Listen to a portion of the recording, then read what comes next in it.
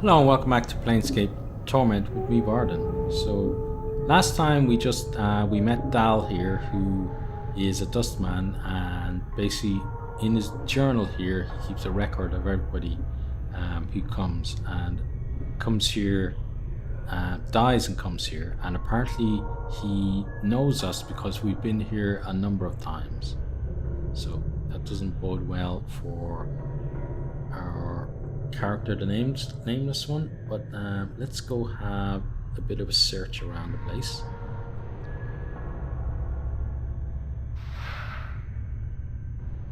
Okay, so we got 13 coppers, so we'll take those, and we've got a fist irons. Okay, so if our character was someone who'd like to punch people, that'd probably be a good weapon to use, but I'm hoping to build that character in such a way that he's going to be more magey.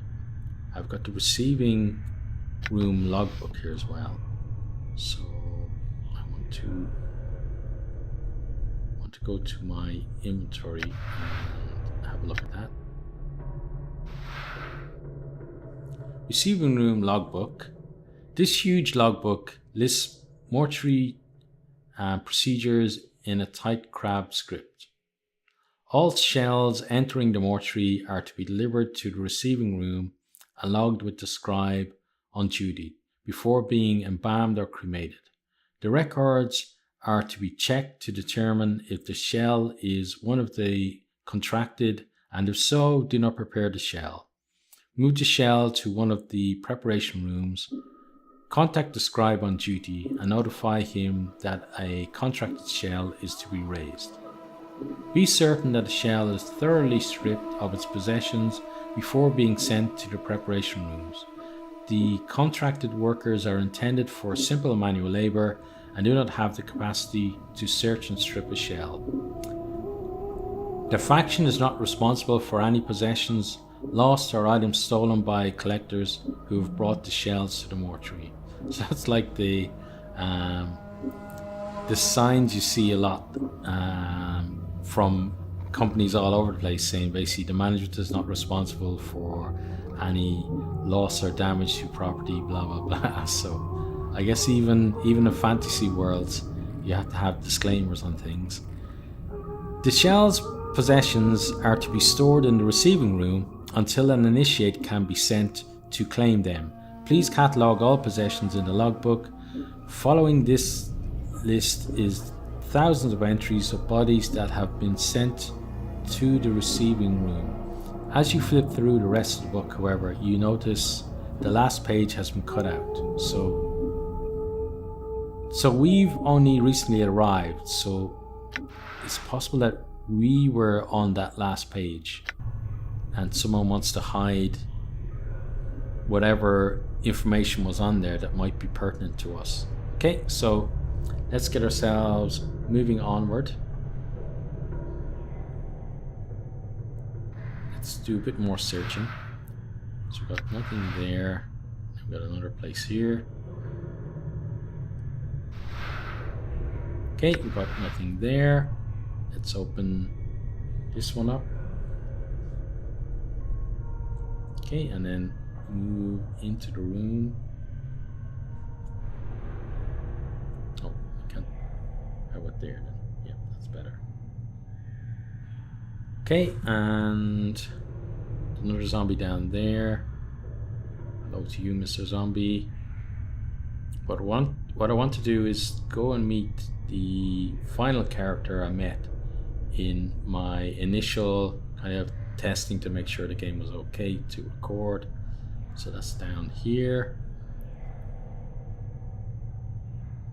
and it's this lady here, Ei-Vene. So let's center on her. You see a slight young woman with pale features. The sunken flesh around her cheeks and neck makes her appear as if she is starving. She seems intent on dissecting the corpse in front of her, prodding the chest with a finger.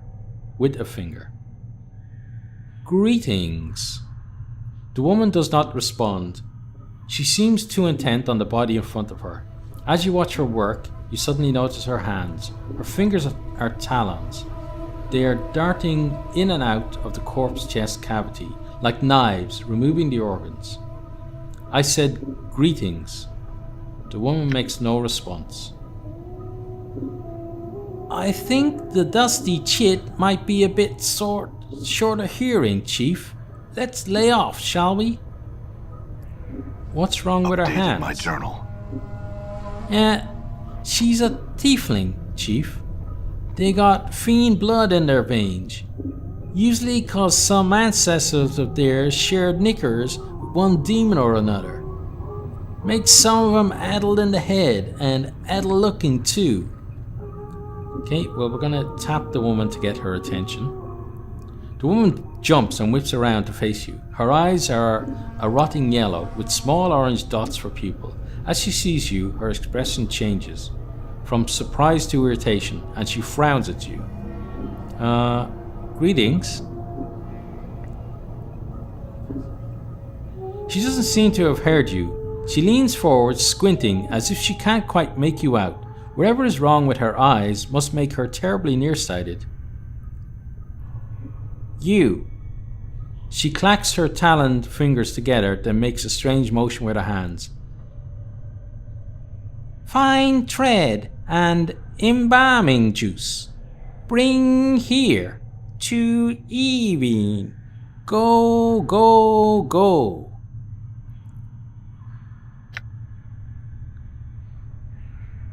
I had some questions first. Updated my journal. She turns away. She makes no sign that she heard you. I think the dusty chit might be a bit short of hearing, Chief. Let's lay off, shall we? Okay, then let's leave. So we have to bring her embalming fluid and thread. So let's start looking around for that. Nothing in there. Okay, we got a bandage there. Okay, nothing there. Nothing there. Okay, let's head on down this way. Got some more places to check. Okay, nothing and nothing. Okay, we do have another door, so let's go through here.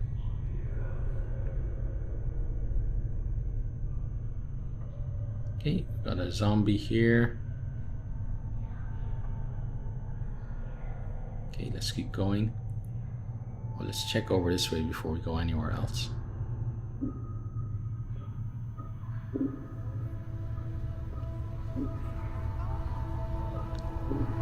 Okay, not much there. Okay, and let's keep going. Another gate here. Okay, well, let's go through here. Okay, so there's more places to search here.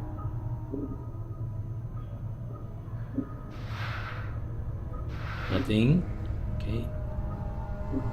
And the bodies here, it just gives like a bloody cloth covers the remains of this corpse. The stench rising from the body is almost unbearable. So maybe don't get too close, because then it might become completely unbearable. Okay, this one, there's nothing. Okay, more corpses. Okay, we've got a staircase there, but we don't want to leave this floor yet. We're still not done here. So that's locked, so we need to find a key for that, I guess. Let's check over here. We have some embalming fluid, nice. Then here we have some more embalming fluid. So we've got 2 embalming fluid, and she only needs the 1. That's good for us. Now we need more to catch up to us, please. Okay, and let's go back out. Okay, so we haven't checked completely the room that she was in, so it's possible the needle and thread is in there.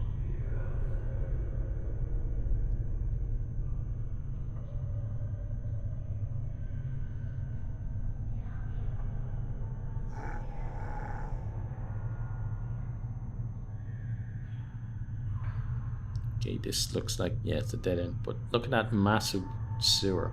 That's one thing I like about these games, was this, even though it's a 2D game and it's, you know, conceptually it's very old, the fact that they could, you know, give that impression of grand scale of everything, I really liked it. And kind of modern games don't really do that as much, because, you know, obviously modern games are 3D and they're kind of more in kind of over the shoulder or in first person, and you don't really get to see like your tiny guy or even the tiny skull in scale with these massive structures. It's just not, it's not the same. Obviously modern games have a lot going for them, but that's one of the things that is certainly different. Doesn't seem to be anywhere else to search around here, but the zombie in the first room did have the key we were looking for, so maybe one of these guys. Let's see. This corpse 985 is stopped dead in its tracks. Judging from the condition of its left leg, it looks as if some sort of tomb rot or corpse mold has eaten through its knee. The corpse is wobbling unsteadily back and forth, trying to keep its balance. Well, we're like a friendly kind of guys, so let's not give him a push. Let's try and help the corpse balance. You reach out to the corpse's left arm to help steady it. As you grab its arm, however, the corpse suddenly sways to the right and you end up tugging the corpse rather than steadying it. Oh, that doesn't sound good. Ah, Chief, you might not want... There's a crack from the corpse's left leg and the body falls like a dead tree. Its torso strikes the stone flagstones and shatters like a rotten melon. Filton and Ichor gurgling from the cavity. To your surprise, no one seems to have noticed the corpse's collapse. And even stranger, the left leg remains standing where the body was, as if at attention. After a moment, the leg falls over with a wet thump. As you gaze upon the putrefied remains of the corpse, you notice that its left arm seems intact. It has snapped from the torso during the fall, and it doesn't appear to have been touched by the tomb rot that had spread through the rest of the body. I wonder if I could make use of that arm. Well, let's grab us an arm. So let's have a quick look at the arm.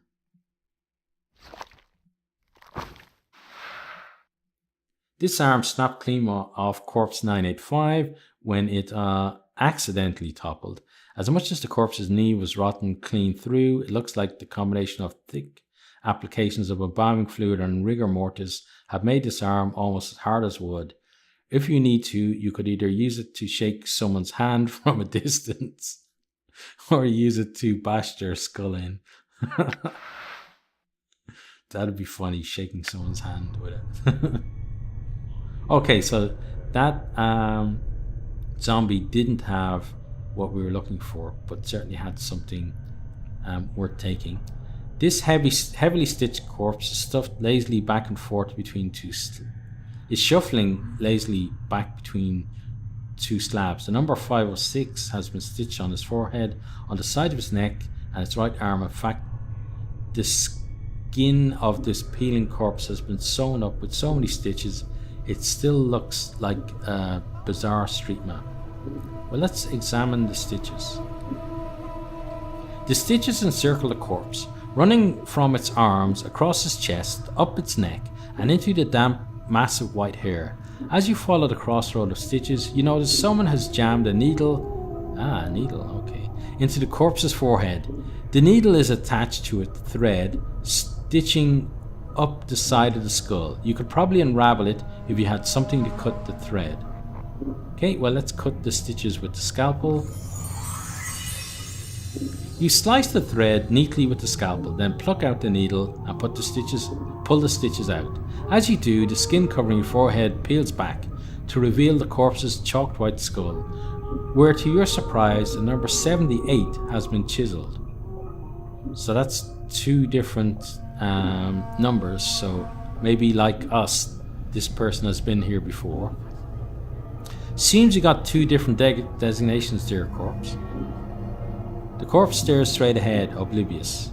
Okay, well let's leave them in peace then. So we have the embalming fluid and the needle and thread. So let's go say hi to Ei-Vene. You see Ei-Vene, she is still dissecting the corpse's chest with her talons. The rhythm of the talons reminds you of something, but you can't quite recall what. Let's watch her studying the motion of her hands. Updated my journal.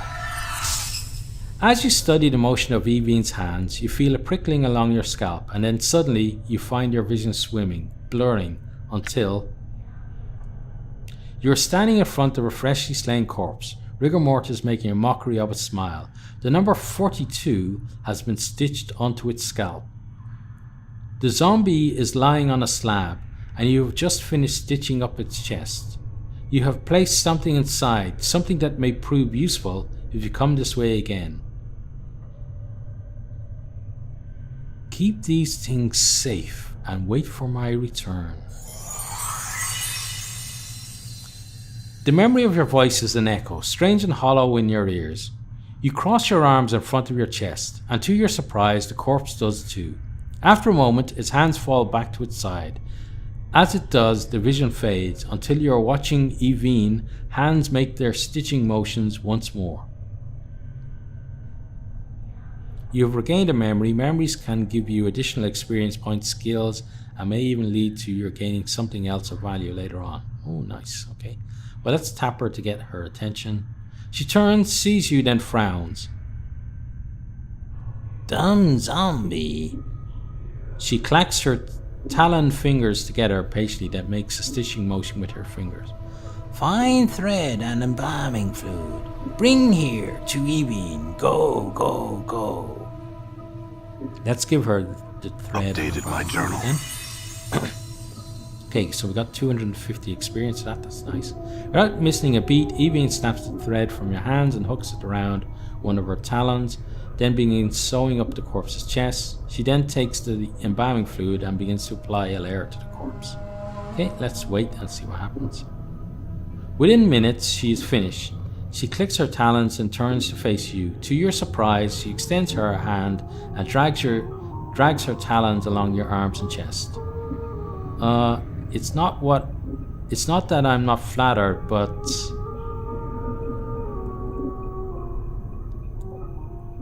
looks like you might have a new friend, Chief. You two need some time together, or stow it, Mort. As she traces your arms and chest, you suddenly notice she seems to be examining your scars. She withdraws her talons, clicks them twice, then bends forward and examines some of the tattoos on your chest. Who write on you? Hivers do that. No respect for zombies. Zombies, not paintings. This is one bad shape. Many scars, no preserves. Okay, let's wait. Her talons suddenly hook into the thread you brought her, and lightning-like she jabs another talon into the skin near one of your scars. It feels barely more than a pinprick, but it looks like she's about to start stitching you up. Well, let's updated my journal. Oh, we got max HP increased by 1. That's nice. The sensation is curiously painless as Ei-Vene begins to stitch up your scars. When she is done, she sniffs you, frowns, then stabs her fingers into the embalming fluid. Within minutes, she's dabbed your body with the fluid, and strangely enough, it makes you feel better. Okay, let's let her work. This may be the second time in my life. I'm thankful I don't have a nose. Ei-Vene puts the last touches on your body, gives you another sniff, nods, then makes a shooing motion with her talons. Dan, go, go. Okay, let's leave her alone then. Okay, so we got 1 max HP, which is nice. Let's see what this person has done. The eyes of this corpse are set close together and the eyeballs themselves are slightly askew. One faces to the left and the other to the right. You can barely make out the number 257 traced into its bruised forehead. It looks like the corpse has taken several blows to the head, making the number difficult to read. Don't you get dizzy with your eyeballs? No. Don't think, the way I'm playing this character, I don't think he would say that. Okay. It was great talking to you. Farewell. Okay, let's check here. I don't think we did check here. Nothing. Okay, well, let's continue examining zombies then, because it seems to be working out well for us.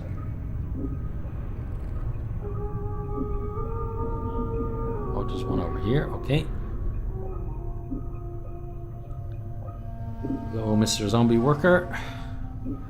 This huge corpse is standing silently in a corner of the room, facing the wall. He looks to have been a heavy-set man in his early years, and judging by the condition of the body, he died only recently. The freshly stitched number on his forehead reads 1664. This corpse looks like it is serving as a librarian, for it is carrying a huge stack of books in its arms. Well, let's examine the books. The books appear to be old mortuary ledgers, none of them of our particular interest. As you search through the text, however, you notice a loose page folded between two of the books. You are suddenly struck with the feeling that someone tucked it in there to hide it. Oh, I like finding hidden things. Let's take the page. The page doesn't look like it belongs with the ledger. It looks like it belongs in a logbook. The tear is clean as if with a knife, so you suspect the page was removed on purpose. And we have the logbook, I guess that page came from then. Let's read through it. You take a moment to read through the page. It's a list of dead bodies brought to the mortuary and logged in the receiving room. All the entries appear to be recent. Okay, let's examine the zombie again. It's just the same thing, okay. Then let's leave you in peace. And let's read the page. This ragged page looks like it was cut neatly out of a book. It is written in a tight crab script. So that of Val, I guess. 5th night, drunk, chest wound. Cause of death, mauling. Abishai, maybe? Collector pox. 3 commons paid, no possessions. Desiccated corpse. Cause of death, indeterminable. Age of shell prevents identification. Collector Pharaoh. 3 commons paid, no possessions. Stripped. Knife marks evident from dissection. Scarred shell. Cause of death, indeterminable. Scars do not appear to be cause of death. Shock. Trauma. Collector Pharaoh. 3 commons paid. Possessions logged. Fist irons. 13 commons. Middle table receiving room. So we found the fist irons and the 13 commons. But it's a bit strange that Pharaoh didn't take that stuff. Desiccated corpse number 2. Cause of death indeterminable. Age of shell prevents identification. Collector Pharaoh. 3 commons paid. Possessions logged. Knife marks evident from dissection, but the dissection was not thorough enough. Copper earring found lodged in abdomen. Earring has been locked in southeast preparation room. Have an initiate from the 3rd circle examine it. It has strange markings like those on contracted worker 79. Okay. 5th night skeleton. Cause of death indeterminable. So I guess this is more because it's a skeleton. Age of shell prevents identification. Collector fired. 3 commons paid. No possession. Stripped. Knife marks evident from dissection. As with the previous entry, these shells fired has brought also show signs of having been prepared. I've asked that initiate Emerok launch an investigation into the matter. Furthermore, entry 16542 is one of Farod's gang. I have seen the individual before. I would ask Emerok to pay heed to how the man died. 16542, fifth night, so this is the person. Tiefling male, cause of death, slash marks, discoloration of wounds are consistent with grave rot. Ghoul claws. Collector Farod, 3 commons paid, no possession. Stripped, knife marks evident from dissection. Okay, so that's some interesting information there. Gives a bit more background on exactly where the items that we are carrying came from. Okay, so let's have a look at you.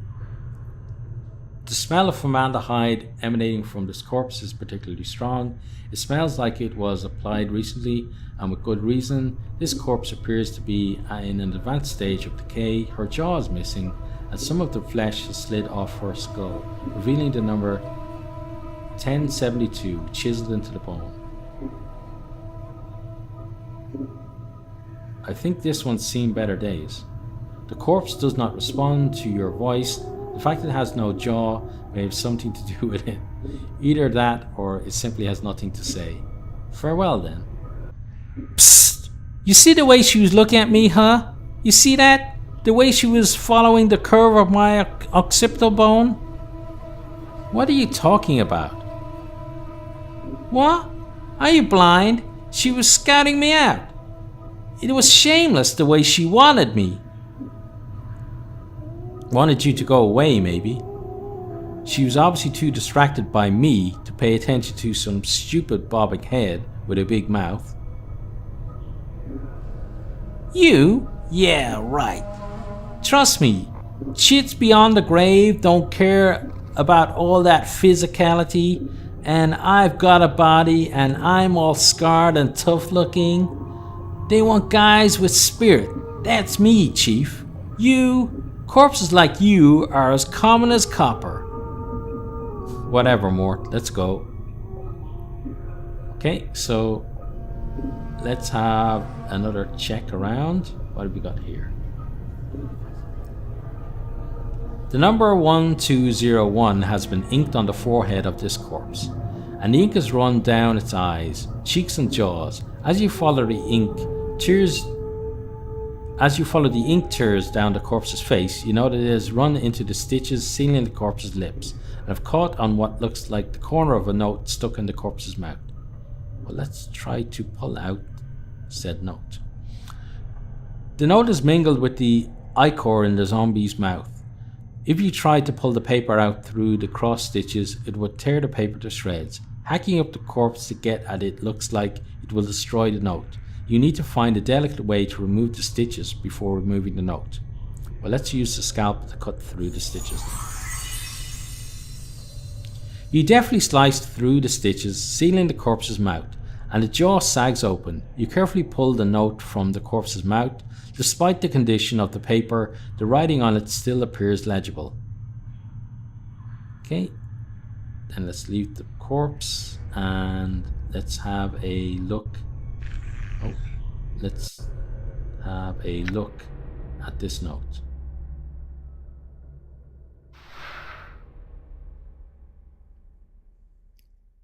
This is a foul-smelling note retrieved from the mouth of one of the mortuary zombies. It looks like it was sewn into the corpse's mouth by accident. Despite this condition, the writing is legible. Please, to whatever dustman reads this, I beg of you. I know of my legal obligation under the terms of the death contract, but I am prepared to offer more than my signing fee if you will cremate my body rather than raising it. Well, I guess they didn't listen. I've arranged for this note to be left with my body upon my death. If you are reading this, then please use this note as instructed and accept the result in exchange for my contracted duty. Let my contract number serve as the key. Okay. It looks like the corpse was too late to prevent the raising, but you notice that beneath the writing is a diagram. It looks like directions for folding the parchment into a strange pattern. Okay, so let's use then and see what it does. This foul-smelling note has a strange-looking diagram inscribed beneath the writing. It looks as if it's instructing you to fold the corners of the note so their points touch the center. There's a series of strange markings on each corner, 1 mark on the upper right, 2 marks on the lower right, 3 marks on the lower left, and no marks on the upper left. So it's upper right, upper then lower right, then it's lower and then upper. So upper, lower, lower, upper. Okay. So upper right first, then lower right, then lower left, then fold the upper left into the corner. Okay. And then that doesn't seem to do anything. Okay.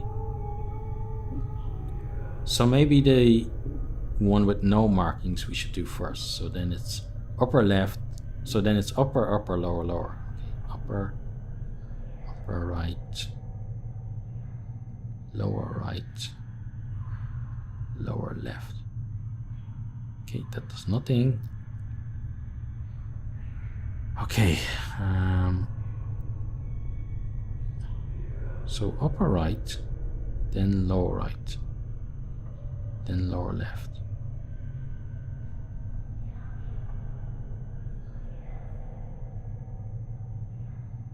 Then that does nothing. Okay. Okay, so 1 mark on the upper right, 2 marks on the lower right, upper, lower, 3 marks on the lower left, and no marks on the upper left.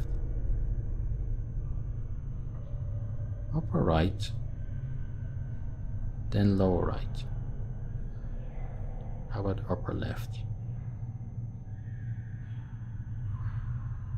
As you fold the upper left inward to the center, you watch as the upper right unfolds by itself, resuming its normal position. Let's fold the upper right back into the center. As you fold the upper right corner back to the center, the lower left corner mirrors the action until all the corners touch in the center. You watch for a moment and the corners of the paper raise up, turning the note into a small 4-sided paper pyramid. Well, let's open the sides of the pyramid. You peel back the sides of the pyramid and the paper disintegrates to dust. Inside is a small triangle-shaped earring. It catches the light and gleams brightly. Let's take the triangle earring. It's nice. Okay, let's have a quick look at that.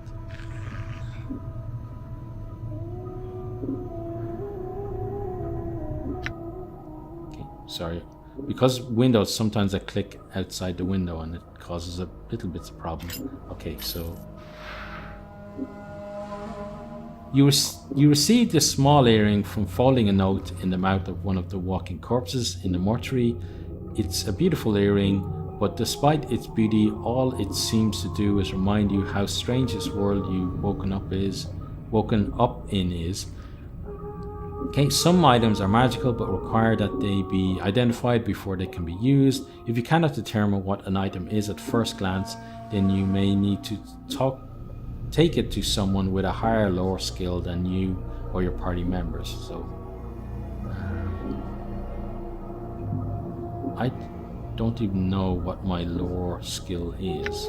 Let's try to identify it. So apparently I can't. Okay.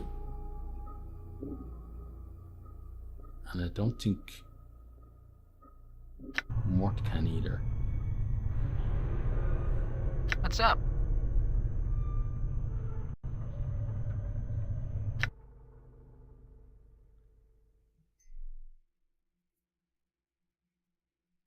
Yeah, it doesn't look like Mort can do much at the moment. He says he's a fighter, which is a bit weird because he won't actually get involved in the fights. But that is the end of this particular episode, and I really do hope to see all of you next time. Goodbye.